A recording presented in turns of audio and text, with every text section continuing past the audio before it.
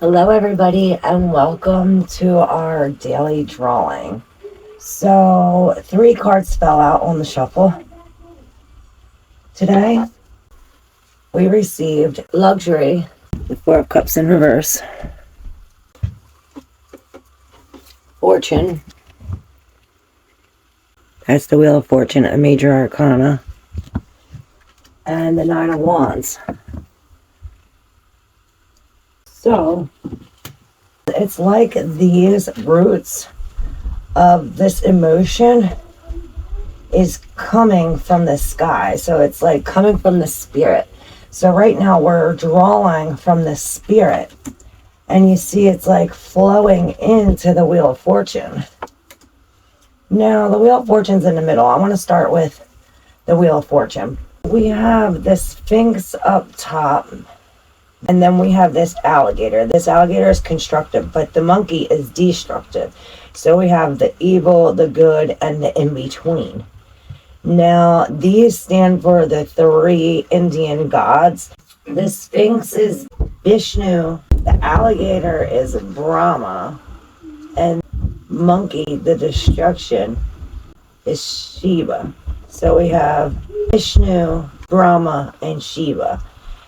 The creator stands for the balance. But what this says is that there's light, there's heaven and hell, right? There's this fight between heaven and hell, good and evil of some sort, right? We'll figure out more when we look at the other cards in the spread. Not always are heaven and hell in a fight. Sometimes they need each other. So there's darkness, but that's not saying that that's bad. Through darkness, light can be avoided. It's like we have to stay in the light to avoid the darkness, basically. And that here says the same thing with this light from the spirit on top. So we have the roots from the spirit, the energy from the spirit, and then the action from the spirit. So this wheel turns. It's inevitable that this wheel is going to keep on turning. These creatures balance this wheel, and this wheel is like a never-ending turning. This is like a disturbance to balance. Goodness causes destruction sometimes, and sometimes this destruction is needed. It's warranted. But yeah, not only does goodness keep it balanced, but it's like sometimes we need destruction in order for greatness. Things have to be broken down to be built up. And that's what we're doing here as we see the cups are emptying out. But it's like emptying out into light, into this lotus flower. Lotus flowers grow in the mud. So you could be coming up from like a muddy situation. And the thing that's going to help you right now is spiritual. This says spiritual, spiritual, and spiritual.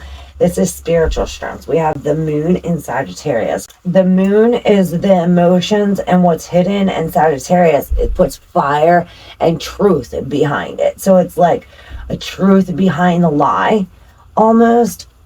We have all these wands going in, and then they turn into swords. So it's like these passions or these thoughts of like the desires of the future turn into negative thoughts somehow. Or we have like conflicting thoughts. We have the negative and the positive. Now, all it takes is one good thought or one good deed to, yes, one good deed with the sun. One good deed stemming from the motion with the spirit, and it would X out all this conflict. So something has to change here in order for there to be a reconnection or a connection with the spirit. This 4 of Cups talks about emotions.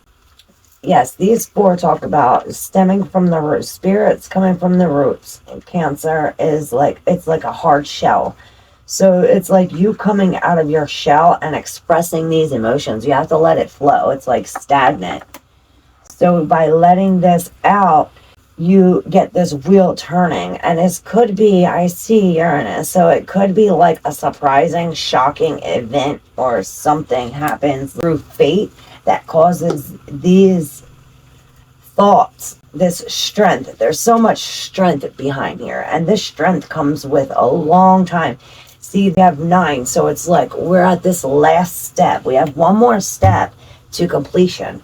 So it's like we built up a lot of stamina, a lot of action. Yeah, we built up so much to get to here. This is almost like 9s is like perfection. It's like the summit of perfection. And we see that with the star behind it. It's like this wheel is behind here. And it's like we have to have a good balance of good and evil in order to get this straight. Like it has to be balanced. We have to stay on this wheel balanced, because if not, we can fall off. So by doing that is expressing your emotions through the spirit or through your higher self or what you consider your God. The Wheel of Fortune and the Four of Swords and the Strength all talk about past experiences. Now, these past experiences created this. It's almost like you don't want to put in the work. It's like almost like we're refusing to put in the work. But it's like if you don't do it, it's going to happen anyway. It's inevitable. This wheel is turning. You can't stop it. You can't slow it down. So it's like you might as well go with the flow when it comes to this situation. So there is some kind of destruction that has to come out of this. And that's where your strength comes from. This strength comes from past experiences and knowing that, hey, I went through this, so this happened. We also have the Princess of Swords on the top of the deck, and right under that is Cups. So we have a lot of like logic, reason here. This is definitely balance. With the 4, there's an imbalance with emotions. So that's why we have to go within. There's something we need to give up. This is a warning to use your spiritual conscience when coming up with an idea or a solution, or when just going into this situation. We want to be connected to the spirit. And this tells you to remember your own qualities deep within, your own strength. This is like inner strength. And this is like you have the will. It's like with something your will, you will gotta go. Like it's like you're making your weakness a strength, or you're turning your weakness into a strength, turning a negative situation into a positive one. So number 4 is luxury, and it's in reverse. So it's like the absence of luxury is what's going to take you to the spirit. So maybe you have to lose something or someone in order to get connected. You're not wanting to see the help you have, or you don't want to take initiative and help yourself. But like I said, this wheel's spinning and it's inevitable. We just have to focus on the future and possibly focus on our past experience and know, hey, I did this and it led me here, so I shouldn't do this, or I should do this instead, so that way it gets you on the right path. Now, the Princess of Swords has a lot to do with fast communication, truth. This is about being noble, and we've been talking about the noble truths and the end of suffering. And this is like full on determination, and like you're standing on top of the mountain, and it's like gaining control over all your thoughts, your feelings, and putting it all together to create this oneness. With this strength, there's a lot of energy and strife behind that, but there's victory. Victory is preceded by this fear and these doubts. It's like there's fear behind this. And maybe it's like the fear of the unknown. Like you have this last step and it's like, well, now that I get to the top, maybe you fear success. This could be fearing success or something of the sort. Maybe you fear change, because once this happened, it's like a whole new life. And then possibly you're in this experience right now and it's like you're longing for the past or something like that. You're thinking of the way things used to be. Everything, like this is like seasons change. Everything happens for a reason, and this teardown had to happen in order for a build-up to come. Like once this wheel gets to the bottom, the only way around is up. So that's what you have to look forward to. But like I said, this is combining your spiritual, you have to be connected subconsciously to the spirit. And in order to do that, it has to be in your conscience. You have to create these pathways with the neurons. And these are like the pathways to this one track thing. So this is through your senses, through your vibration, through meditation. This is concentration and defeat. This is like victory. You won. But it comes after, it does come with fear. You do have this fear behind it. But you're there. You're there. It's like you're right at the top. This sun is saying it's the energy and the fire you need to keep on moving.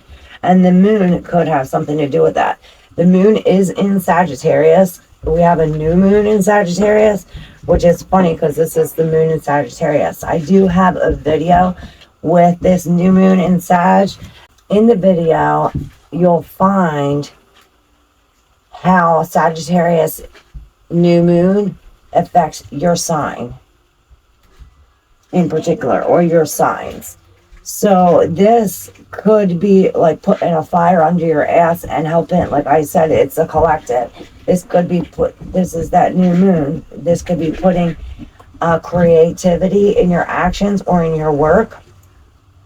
You might be getting new desires, or this might be bringing truth to the plans that you set. Like finally you're seeing the truth, or the reason behind the plans, or the reason behind this strife. But this is where you gain your strength, where you have this energy. This is all energy. It's like you have full-blown energy from the spirit. But this, you have to this is using your energy wisely. We have to use this to spin this wheel right. We have to dispose of these contents in the cup that is contaminating it.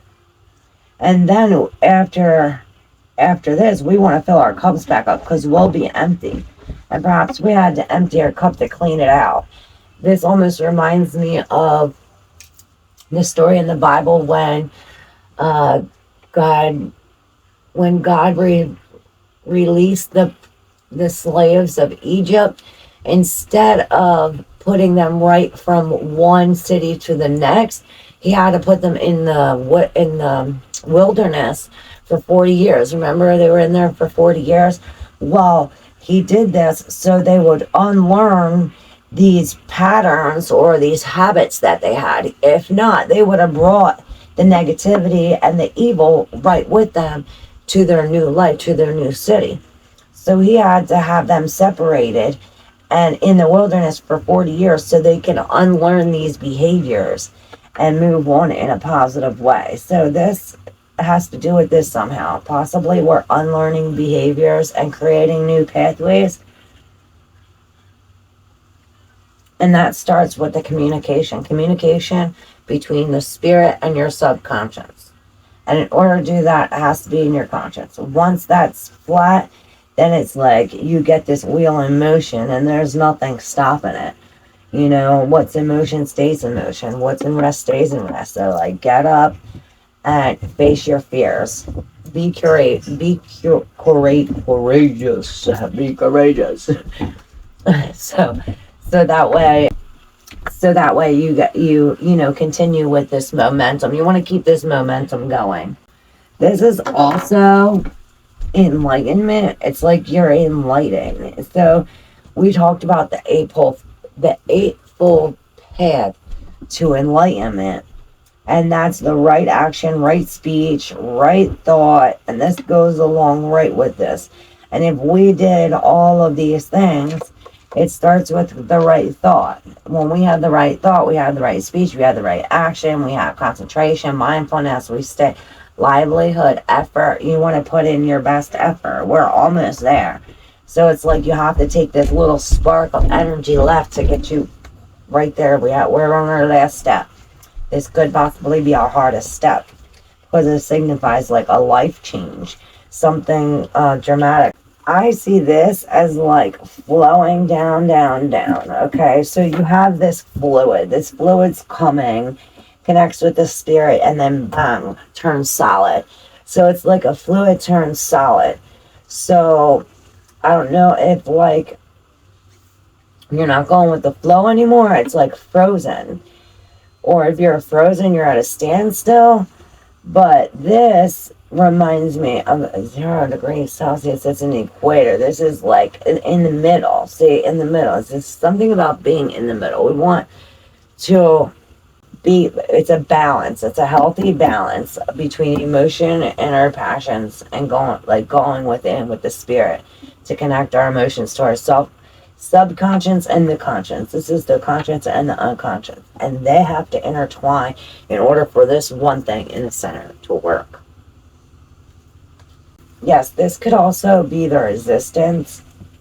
This wheel could be turning, and it's like you could be like resisting this. I think I said that in the beginning, like you're resisting this change.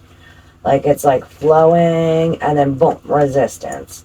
It's like frozen. So we might freeze up in fear, but gaining the courage through this energy, through this spark, will help you in the long run. And you're almost there. You have ones that we have the 10 and the 9.